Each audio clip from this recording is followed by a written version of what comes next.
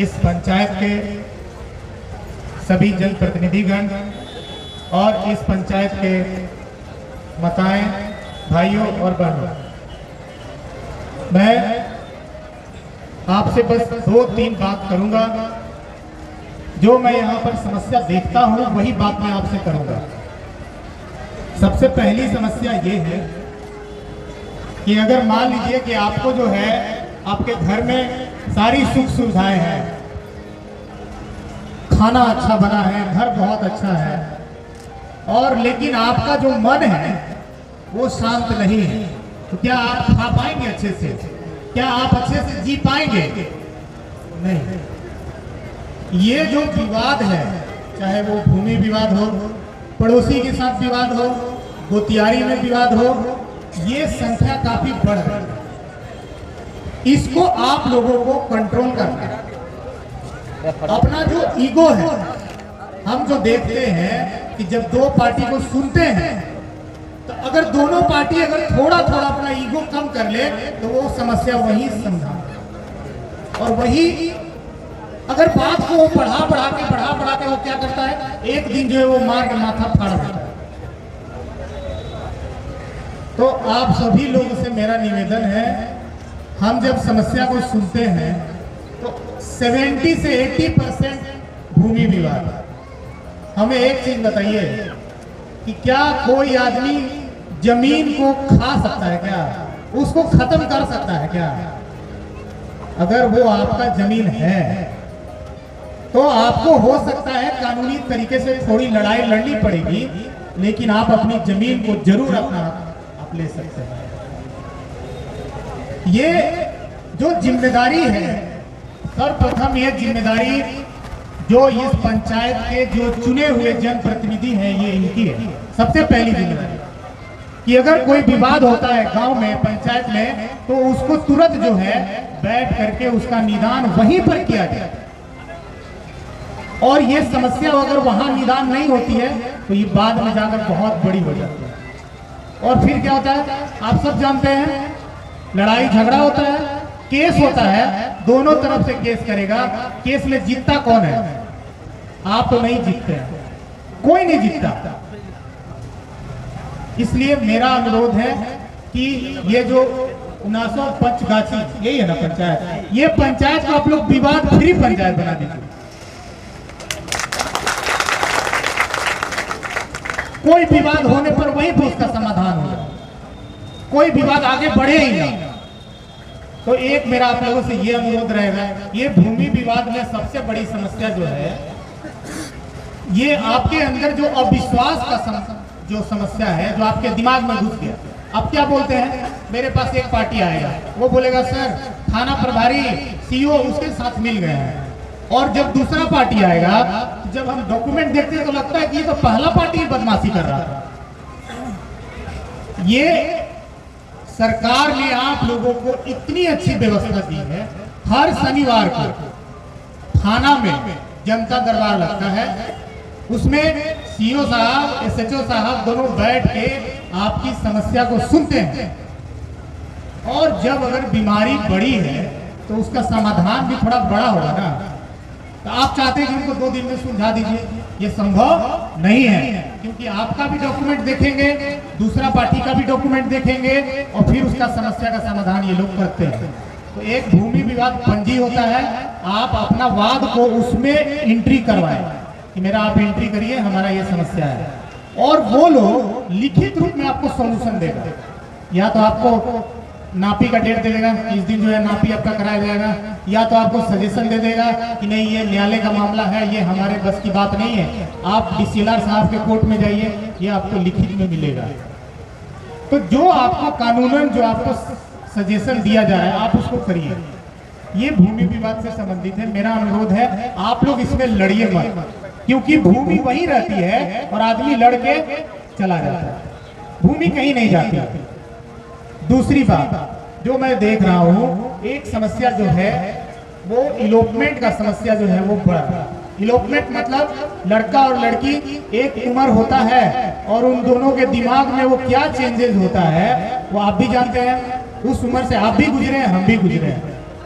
वो मन में, वो दिमाग में कुछ हार्मोनल केमिकल चेंज होता है, वो दोनों जो है निकल के भाग जाते हैं।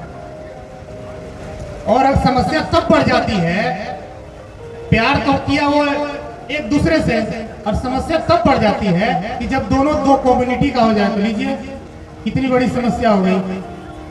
ठीक है, तो मेरा अनुरोध आप लोगों से ये रहेगा कि अपने जो बच्चे हैं या बच्चियां हैं, उनको आप जरूर उनकी एक्टिविटी को मॉनिटर करें। आप देखें कि हम मोबाइल तो खरीद कर दिए नहीं थे, मोबाइल कहां से उसके पास आ गया, ये रात में क्यों आ रहा है, ये लड़का रात में क्यों आ रहा है, ये मोटरसाइकिल किसका है, ये किसके मोटरसाइकिल के साथ घूम रहा है। आप, मेरा अनुरोध है और मेरा एक्सपीरियंस भी है कि जब आप कंट्रोल कर लेंगे घर पे, वो देखिए आपका बच्चा क्रिमिनल नहीं बनेगा। कुछ लोगों को क्या लगता है कि मेरा बच्चा जो है रंगदार है, उन लोगों को बड़ा मजा आता है। तो देखिए आपका बच्चा जो है, आज आपको मजा आ रहा है और हम यहाँ लिख के देते हैं, ये आसमान है, ये खुदा है ऊपर, आप एक दिन रोएंगे उस बच्चे को। तो कृपया करके उसको, उसका मन को ना बढ़ाइए। पूछिए ये मोटरसाइकिल किसका है, ये जो लड़का जिसके साथ आता है, अरे ये तो पिस्टल लेके आता है, ये तो कट्टा लेके आता है, इसको घर में तुम क्यों लेके आया, अभी हम पुलिस को फोन करते हैं। ये जिम्मेदारी आपकी है। और अगर मान लीजिए आपको लगता है पास पड़ोस में अगर कोई गलत चीज हो रहा है, आप व्हाट्सएप कर दीजिए, आप मेरे नंबर पर व्हाट्सएप कर दीजिए। आपकी जो गोपनीयता है उसको हम लोग बरकरार रखेंगे, आपका नाम कहीं नहीं आएगा।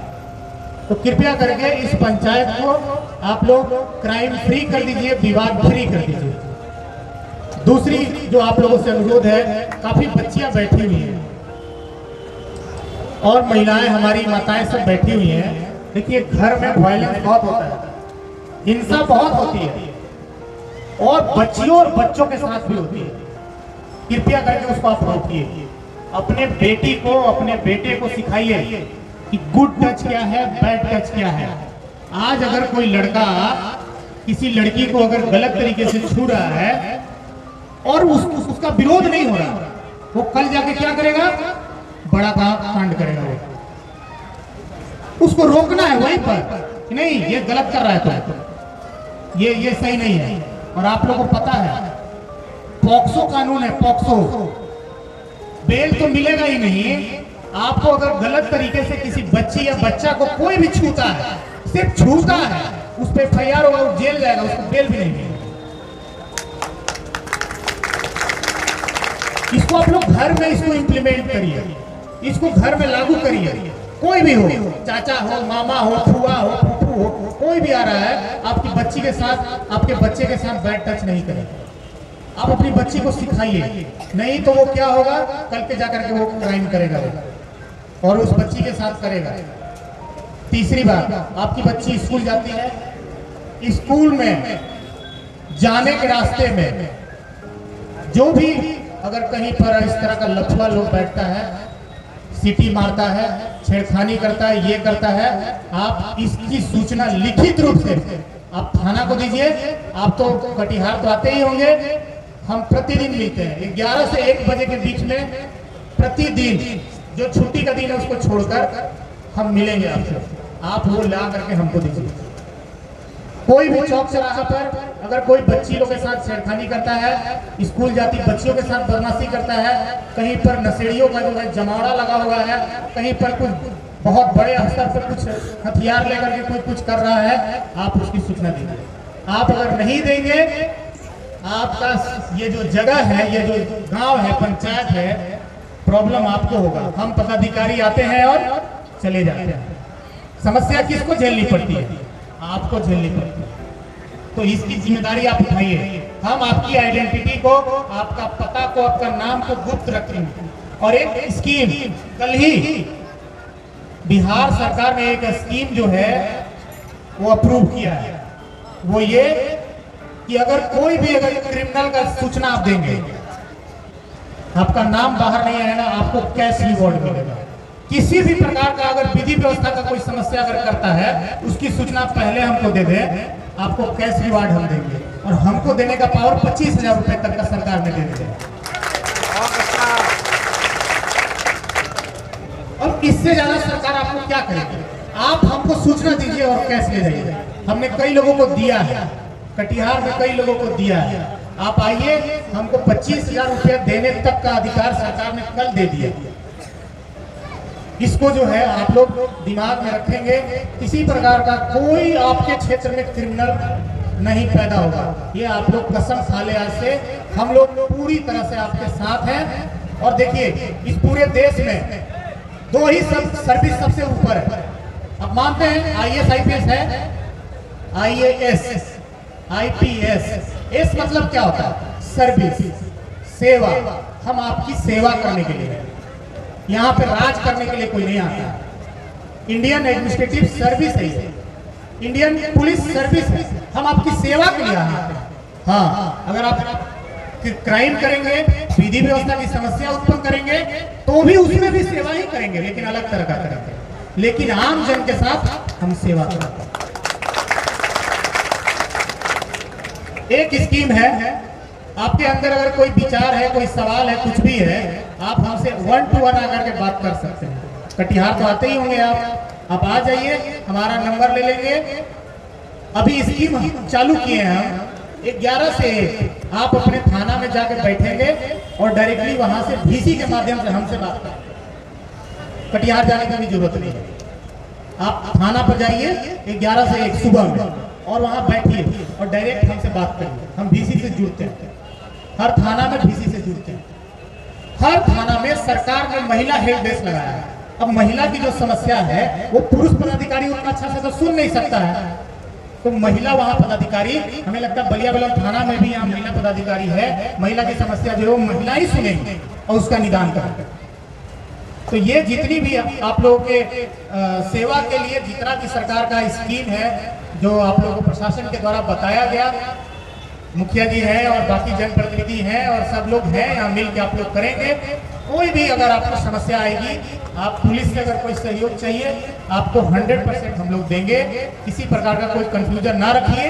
और माइनिंग का जहाँ तक मुखिया जी ने सवाल उठाया, अभी माइनिंग ऑफिसर नहीं है। मेरे को जो जानकारी है, जो नदी का बेड, जो नदी का पूरा जो एरिया होता है, आप उस एरिया में नहीं कर सकते माइनिंग, ये प्रतिबंधित है। ठीक है, जो उसको रिवर बेड बोलते हैं, आप उसमें नहीं कर सकते। अपना निजी जमीन जो है उस पर कर सकते हैं, वो भी 3 फीट काट सकते हैं, जो नियम है मेरे को जहां तक याद आ रहा है। तो इसमें जो अगर इससे ज्यादा आप करेंगे तो आप कानून का वायलेशन करेंगे। तो कोई भी काम आप करें तो कानून के अनुसार करें। हम लोग आपके साथ पूरी तरह से हैं। कोई भी समस्या हो आप सजेशन बॉक्स में दे सकते हैं मेरे नाम से, यहाँ पर भी, और नहीं तो आपके लिए जो है हमेशा हमारा जो ऑफिस है वो खुला है। बहुत बहुत धन्यवाद। बहुत बहुत धन्यवाद सर को।